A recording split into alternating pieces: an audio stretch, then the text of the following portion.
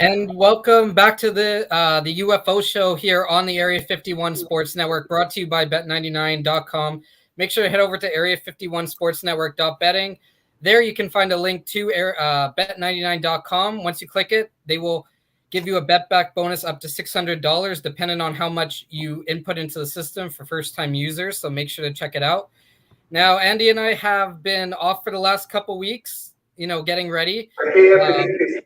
But this week, we are very happy to have Bick Nazar of Sportsnet 650 rejoin us. Bick, thanks for being on the show. How are you doing today? Excited, man. Big week, NHL draft. Things getting ready slowly for football season as well, so pumped. Now, before we get into the betting, I got to ask you about the big news of the week. Gatorade being dropped by the NHL in favor of, I think it's BioSteel. Did you ever see a day where, this powerhouse of like Gatorade that sponsors the NFL loses the rights to the NHL? I mean, I guess good for the NHL to get your money wherever you can get it, but it's going to be weird to see a totally different drink along the benches now. Yeah, it's one of those. We don't really pay attention to. A lot of people don't pay attention to like what the official everything is of the NHL, but Gatorade just seems like that staple that's been there for so many years that it will be definitely weird to be seeing different cups or on the bench. And then now you're going to see probably more BioSteel, stuff in stores because they'll be able to put their name on attached to the NHL. The great memes of Dustin Brown with the water bottle and all that sort of stuff. It's all going to be BioSteel bottles now. Yeah, exactly. So speaking of the NHL, if people aren't aware, we do have the NHL draft coming up in 2 days. That's why we're doing this on a Tuesday, because the draft is on Thursday and we didn't want to do the show while the draft was going on, especially because there's going to be lots of moves, lots of deals going down. But let's start with the second overall pick. So Montreal has come out and said that they're either going to pick Shane Wright, Slafkovsky, or Logan Cooley with the first overall pick. So that leaves the New Jersey Devils for now, who have the pick. Speaking like with trade rumors, New Jersey apparently is very engaged in potentially trading that pick. So Bet99 right now has Slafkovsky at minus 162. They got Shane Wright at plus 175. The next one is David Jiricek at plus 900, which is interesting because he's ahead of Logan Cooley at plus 1,000. So do you see this, the reason that Jiricek is ahead of Cooley, because the betting line predicts that this pick might be moved and that a right shot defenseman might be the best option there? I would think that, Slafkovsky, I just think the Devils would really just like to have that style of player. Like, even just look what they're looking for right now, scoring wingers. And Slafkovsky, worst case scenario, is going to be a really capable scoring winger. I know there's been some talk about him transitioning to center or something like that. But down the middle, like if you were to draft a Logan Cooley, it's great to just amass talent. But they've got Hughes, they've got Hischier, they've got Mercer if they want to play him down the middle. Where does Logan Cooley kind of fit in that scenario? The things that they need are right shot D-men and goal scoring wingers. And, Holtz is coming through the system. But, Slafkovsky, to me, it feels like this is going to be the pick. But here's my concern, because there's a difference between winning the bet and making a good bet.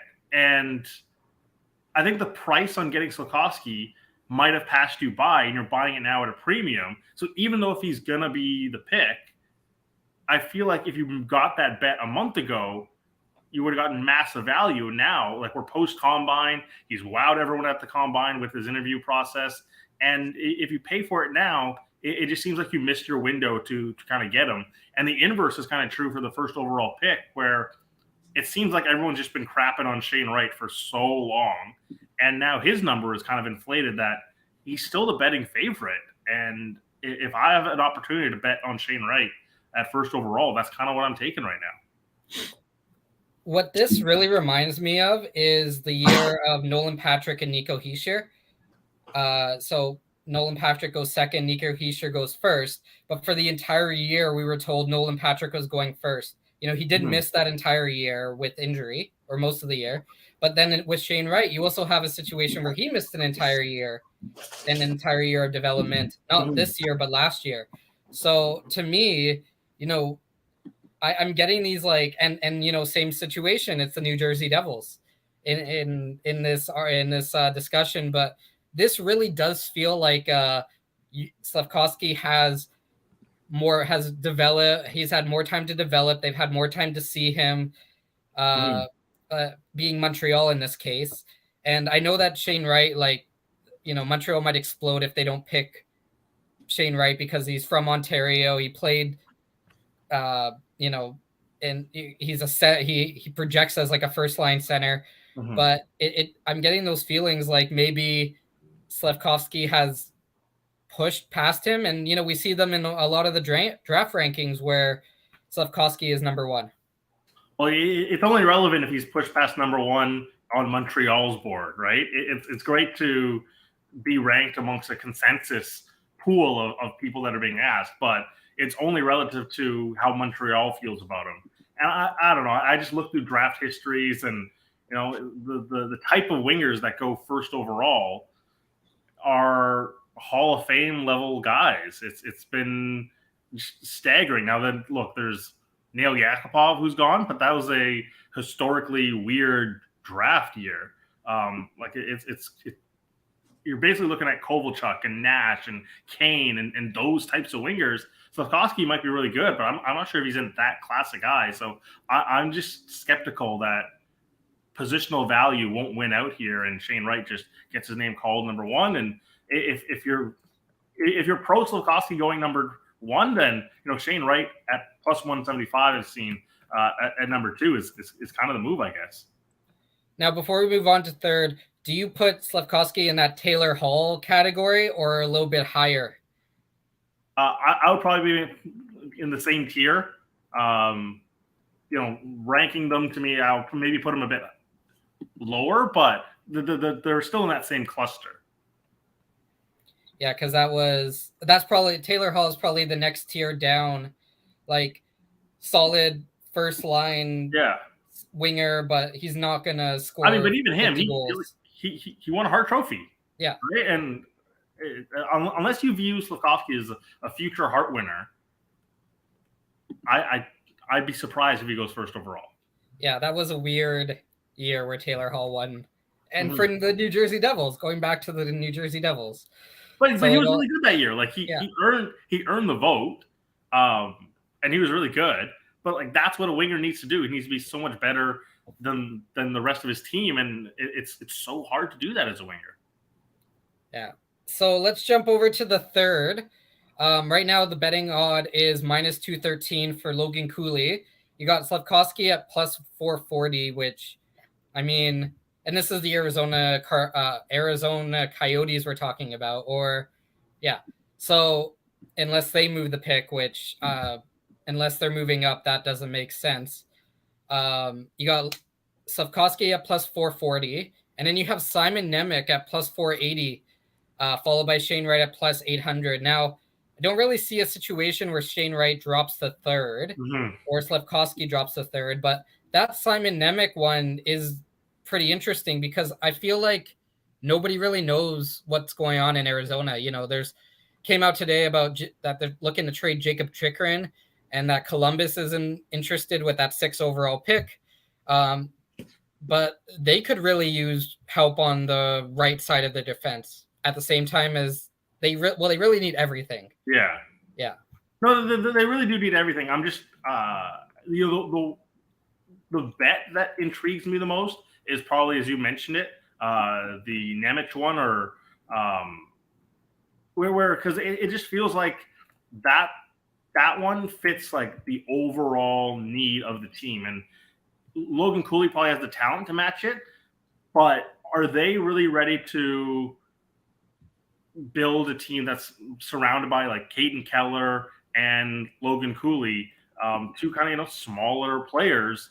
Is that the type of style they're trying to do, especially when you really need depth on on the blue line, and they do have Soderstrom, which is really attractive, but they still have to build that entire blue line out. As far as a bet goes, Nemeth really intrigues me, but as far as a player goes, it's probably Cooley. See, I like Nemeth here. I think Chychrun is going to be traded, and if he is traded, he's going to return a top 10 pick. I mean, I look at a team like Buffalo Sabres at 9 who could move for Chychrun as well. So, if that happens, like let's say Arizona gets another top 10 pick, they're probably still going to get a pretty solid forward in the top 10 that I just don't see them passing on a right-handed defenseman. Plus 480, I mean, that seems like I'm going to make that bet right after we're done here. It seems like a really good bet. Yeah, and I know we'll talk about the players later on, but I just have a hard time seeing, because in your scenario, if they trade and get another top 10 pick, and let's say it's beyond 7, I just don't see a scenario with Jiricek or Nemeth are available that late in the first in the top 10. So if you're Arizona, you need to start thinking about hey, what does our team look like? And I know it's tough to draft for need that high in the draft, but is the gap between Cooley and Nemeth and Jiricek that big that you have to pass on Cooley? I'm not convinced it is. I think it's a lot closer. And in that scenario, just, hey, take the upside with a couple of D-men that aren't going to be available at 7, because you can still get a Savoy, you can still get a Gauthier or something like that later on in that top 10, depending how you feel about those players. Yeah, exactly.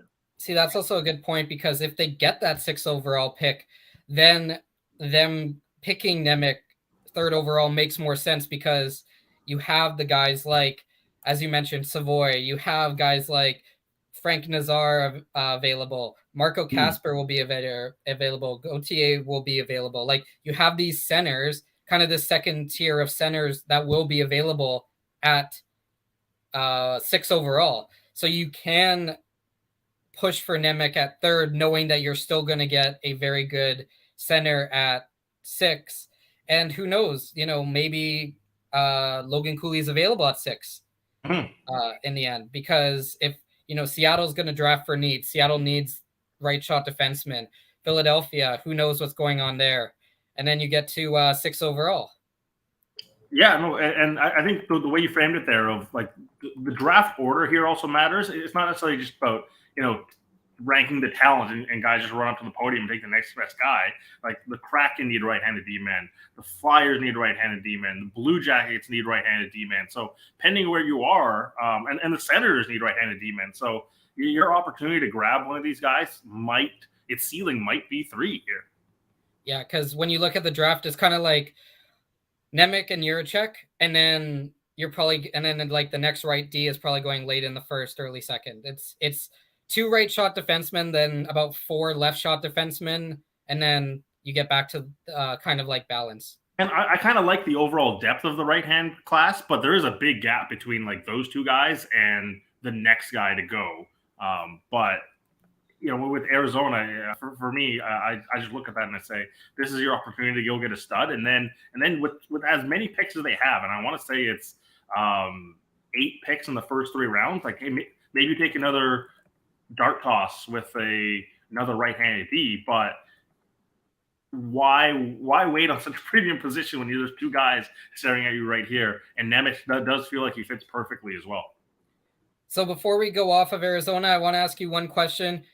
Phil Kessel, where does he go? Nobody seems to be talking about Phil the Thrill in free agency. Oh man, I imagine Phil's just going to wait and pick his spot, right? It's what's important to Phil.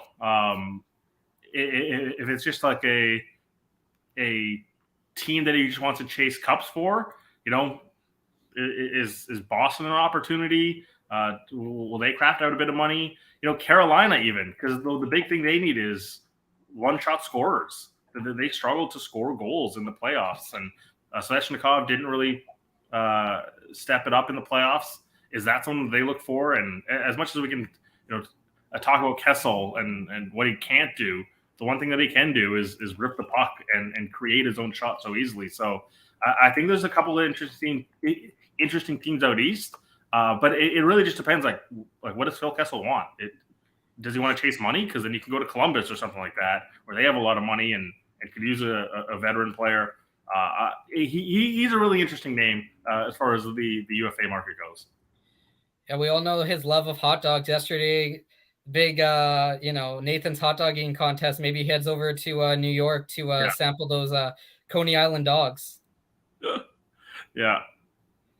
So let's look at some players and draft position. We're going to start with Winnipeg Ice center Connor Geekie. Now, he's a very intriguing player in that he has most of the intangibles that you'd want as, a top 2 center on your team. But he has to work on, driving the puck more, being more of a playmaker, like a centralized playmaker rather than relying on his wings, and his skating needs to improve. So Bet99 does have him at 10.5 for draft position, minus 264 for over 10.5, plus 200 for under 10.5. Now, some have him at 10, some have him, closer to 20. Where do you see this line going?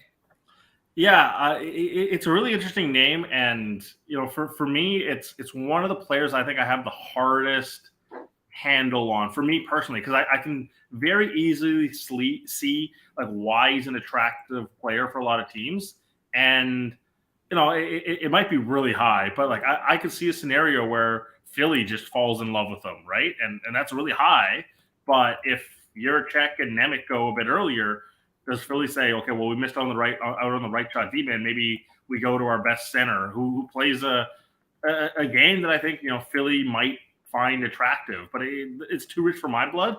So ultimately, I think on Geekie, it's kind of a pass for me, just because I could see it going in either direction. If I had to choose a side, I would probably just bet the over, but it wouldn't surprise me if he ends up being higher than we realize. So the other name we'll throw out, another Winnipeg Ice player here, Matthew Savoy. Very talented center, can play the wing as well if you need. Over under at 8.5. So the under is at minus 120. The over is at minus 107. So that tells me that they think he's going between 8 and 10 or 7 and 10, like in that area. Yeah, this one's interesting. And so I like Savoy. I don't know how you guys feel. I like Savoy more than Geekie just because again, when we're talking the top 10, like what is the upside of a player? And if it works out, like how big is the boom relative to the floor of a player? And I think Geekie's floor might be safe, but I'm not sure what the entire upside is. Whereas Savoy, it's like the best version of Savoy. I think a lot of teams will just look at it and say, hey, this is something that's really attractive. And for me, I would be taking the under 8.5 on this one.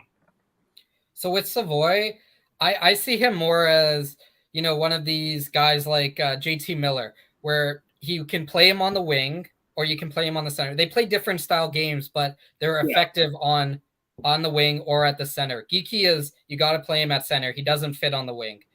Savoy is more offensively talented. He's got the better skating.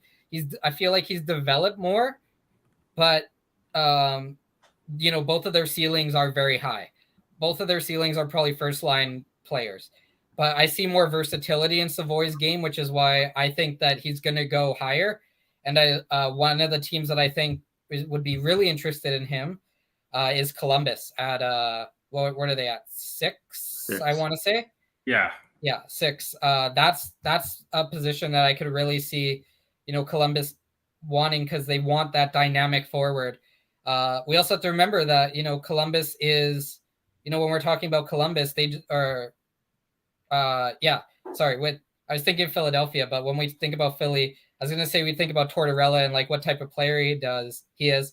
But you got to also remember like the coach, people have to remember like the coaching style as well. Like, does Columbus want to bring in this another offensively high skill guy when they already have, pretty solid centers there for the future in Kent Johnson?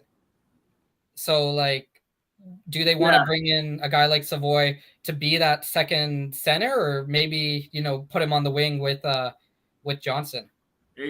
I think Columbus right now is, especially with their forward group, it's just grab talent, right? Like if I'm Columbus, if I'm drafting a forward, we talked about Jurczyk and Nemec. If they're there, just race up and grab them. But if they're drafting a forward, just take guys, right? Because it still feels like they're far away to really be worried about that level of positional versatility. Because right now, like realistically, like who's coming up for Columbus? It is Sillinger. It is Ken Johnson. Like maybe he translates a bit to the wing for Johnson, but it's Chinnikov, and like I still have my questions if that's going to translate. Line A is it's been weirdly quiet on the Line A contract front. Is he staying? And you keep putting this out. If I'm Columbus, I'm just getting forwards. I don't necessarily care about positional versatility. I'll figure it out as these guys grow up. Yeah, you forgot one name there, and that's Canucks legend Brendan Gaunce. Hey man, Brendan Gaunce did nothing wrong. Okay.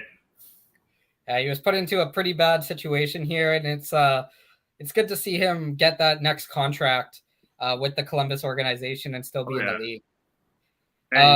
He definitely should have stayed on the fourth line in Vancouver. He was basically Jason Dickinson before Jason Dickinson. Exactly. So one last thing before we jump over to baseball, and I'll hand the controls over to Andy. We don't have lines on this, but Miller traded before or after the draft starts?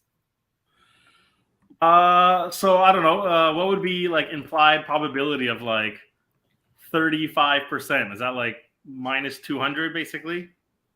Sure, let's call it minus 200. Yeah.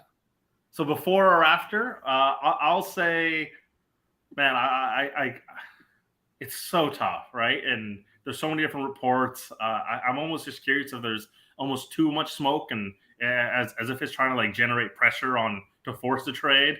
I'll say after the draft. So after it started or after it's concluded? After it's concluded. Wow. So no picks from this year's draft will be transferred over to Vancouver in the Miller deal. Yeah, again, a lot can change obviously really fast. I'm a bit more skeptical in the timing of this trade.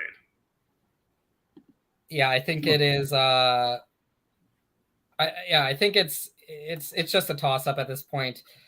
Like I think we know it's going to happen based off of the Brock Besser signing. It's just a matter of how long is, Alvin going to sit there and like drum up business, and are the value of the 2022 picks more like, obviously the 2023 picks are more valuable because the draft is deeper. But will teams be more willing to throw a higher 2022 pick rather than give up a first rounder in 2023? Sorry, Andy, I think before I jump in, I thought you were going to say something there. No. Oh, go ahead. Oh, sorry. I thought Andy was going to talk. Okay. Yeah, I'm just skeptical. Like the reason, like where my skepticism is coming from is how long is the Canucks brass willing to play out the "we want to talk to JT" game? And if that runs to July 13th, well, your best opportunity might be to see how the money gets spent and see what money's left over, and say, hey, like if you want to go get your extension after the draft or after free agency from another team, like a lot of money is going to get spent by that stage. And your best opportunity for Vancouver to drive the number down with your negotiation with JT might be after the fact. And how comfortable are you willing to play with a little bit of risk? It's obviously a risk to do this, but they've kind of shown that they're willing to go into a season with a coach with 1 year left on the deal, right? They're willing to absorb a certain level of risk. And if they're confident they can still make a trade later on in the summer, just because I think there's a demand and a thirst from a lot of fans to say, hey, get this trade done right now. What is their intention? And if their primary intention is to get him signed, I'm just curious if it maybe drags on a little bit past the draft.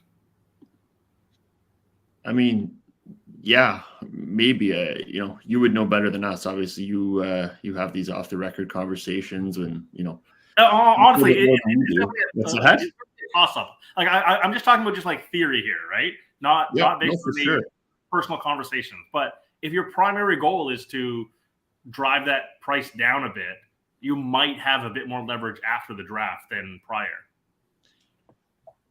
Yeah. I mean, that's assuming that they want Miller to come back, right? Like I'm still not convinced that they see JT Miller unless he signs like a 4-year contract as a piece of the next good Canucks team, right? So, I did find it interesting when the report came out this morning that the Canucks are going to make one sort of final offer before the draft starts. Is that a legitimate offer, or is it an offer to say, hey, we gave him an offer, he turned it down, and now we were forced to trade him? You know what I mean? Like if they offer 3 years and $8 million a season, obviously he's going to say no to that, but at least the Canucks then can say, hey, we gave him an offer and he didn't want to sign. Yeah, but then like to save face, it's like you could have just traded him at the deadline then, right? Like it wouldn't have been an unpopular thing to just do that. So you don't really need to save face. I agree, you don't need to save face, but I think the one person who would not have liked him to be traded at the deadline is the guy who writes the checks. So when your boss tells you can or can't do something, typically you have to listen, right? So yeah, again, for me, it's like, well, not a lot has changed. They had a 1% chance, a 5% chance, a 15% chance. It's still overwhelmingly you're not going to the playoffs. Right now, it's like if you trade JT Miller, your chances of going to the playoffs probably decrease a little bit. So like what's really changed from the trade deadline to now? And that's what like makes the next 24 hours and 48 hours really exciting, because you can push these conversations with the impetus of a deadline. And I just go back to like, what is the intention of the group right now? And we haven't seen the first move that really signals all of that. Yeah, well, exactly. Well, I guess all I can say, Bick, is keep your phone ringer turned up, because you might be doing an emergency show or podcast or emergency stream over the next 3 days here. So stay ready. But 5 minutes left here.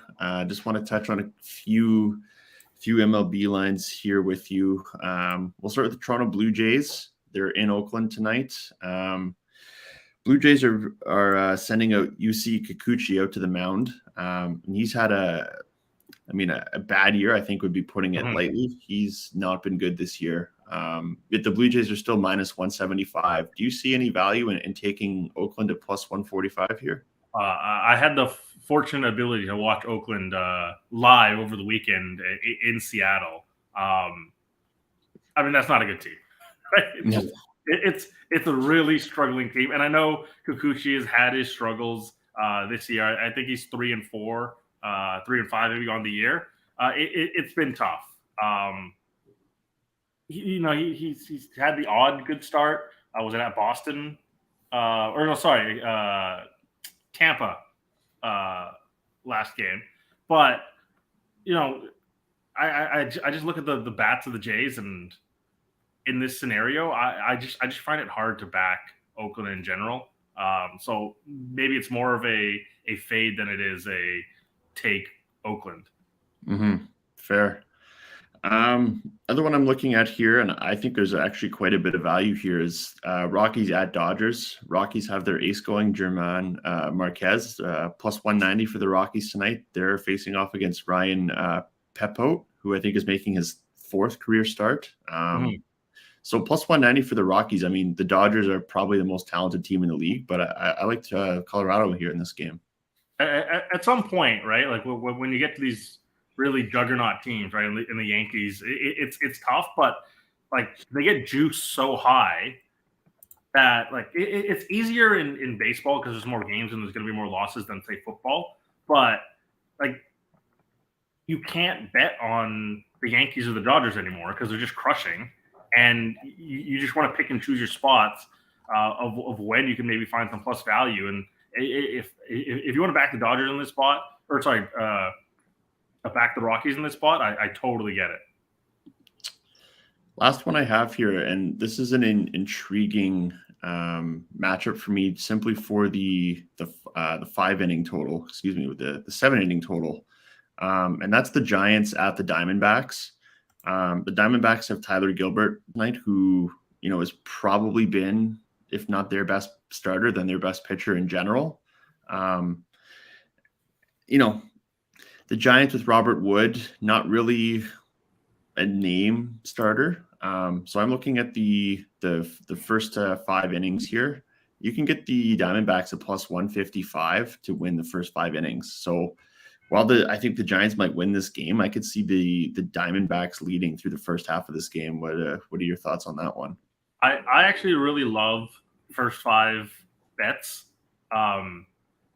because it just the reliance on a bullpen is always so scary. And when you do full 9 bets, it's just like things can go so awry. I've lost so many just because of a bad bullpen experience. And so first 5 bets, very pro. And in that scenario, yeah, you're just the way you're breaking it down there. Just if you feel comfortable back in the picture, then jump on board. So big fan of first 5 bets. I don't necessarily know if I have an opinion on this game in particular, but just back in the first 5, totally for it. Awesome. I think Adam had one last MLS question for you, and then we will get out of here. Well, not really an MLS question, but let's end it off with this. As people know, or if they didn't, Vic, you are a big Manchester United fan. I grew up as a Manchester United fan as well. So no odds attached to this, but does Cristiano Ronaldo let's put it like this. What team does Cristiano Ronaldo play for at the end of the transfer window? I will say Manchester United. I know there's a transfer request out, and it's a lot of pressure to get the move out. I'm just very skeptical. Like, it's one thing to want out. You need a destination. And he's played for Real Madrid. He's not going to go to Barcelona. He's not going back to Italy. I'd be curious, what EPL team would want to pay for him, and if he would play for another EPL team. And so really the only destination that's left is Bayern. And they've been very confident of like, hey, wanting to play this out with Robert Lewandowski. Maybe he goes to Barcelona, but if he doesn't go to Barcelona, then Ronaldo doesn't really have a destination. And maybe PSG, but do you want to play with Messi? And that whole thing, is that enough profile for your brand playing in Ligue 1? So I kind of think Manchester United kind of holds this out and waits as long as they can. And maybe in January things change in that transfer window. But I'm still skeptical, of Manchester United's selling power, because they've not really sold a lot of players in general. So their transfer business has been very, very putrid over the past couple of years. So the amount of teams that can pay the wages for Ronaldo is pretty small too. So I'd be only looking at Bayern to maybe purchase, but they need to free up a spot.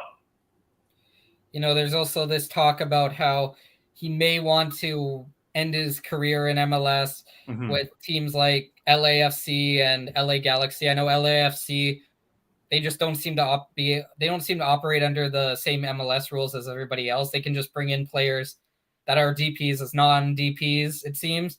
But the Galaxy, they have that history. You could look at David Beckham, you look at Ibrahimovic, Robbie Keane. Like, they have this history of bringing in these big-name European strikers and midfielders. So I don't know if he's at that point where he wants to move to MLS. That seems like when I'm 38, I'll play my last 2 years there, but that's also an option. I know there's also talk about Messi potentially coming over in the next couple of years. So I think that's a little bit away still, right? Like the desire to leave Manchester United is based on, I can win championships, domestic leagues, and I can win Champions League. And, when you're still scoring 20 goals a season, there's nothing to suggest that he won't do that if you were to go to Bayern, if you go to another club. So I think the idea of the MLS is maybe 2 years down the road, because he's still playing at such a high level and scoring goals. So the MLS move to me is a bit too early. Yeah. I remember when David Beckham came, and it was one of the highest attendance games in Vancouver. He really stepped up, gave the fans what he wanted, even though he complained about the turf. And so I think that MLS is going to push hard, and they will, if he says, I want to go to LA, they'll do whatever they can. I don't know who owns his rights at the moment, but they will make whatever team he says that wants to go to, they will make sure he goes to that team. That is possibly the biggest player that they'll get outside of Messi Messi decides that he wants to go to Miami or New York. 100%. Yeah. Totally agree. Well, thank you for your time again this week, Bick. I know that NFL season starts up in about a month with the first preseason game. So hopefully we'll be able to talk to you then. Do you want to give everybody the shout outs of where they can listen and find you? Yeah, it's The People Show. Go subscribe to the pod on Apple, Spotify, Google, wherever you are, and tune in. Sportsnet 650. Myself, Randy Janda, having a lot of fun getting ready for this Canucks and NHL offseason. I know you guys have some heated debates. That's for sure. Just some of the memes that we see thrown out during your time on social media is pretty spectacular from the listeners. Hey man, the people put in the good work on the People Show, man. We're just the hub for it all. No, I appreciate all the videos you made when your neighbors there in the studio were just playing Rage Against the Machines for 15 hours. That was a good little thread. Yeah, it was great. Yeah. All right. Thanks, Beck. Appreciate it. Cheers, guys. Make sure to head over to bet99.com for all of your bets. For Andy, I'm Adam, and thank you once again for watching the UFO show here on the Area 51 Sports Network.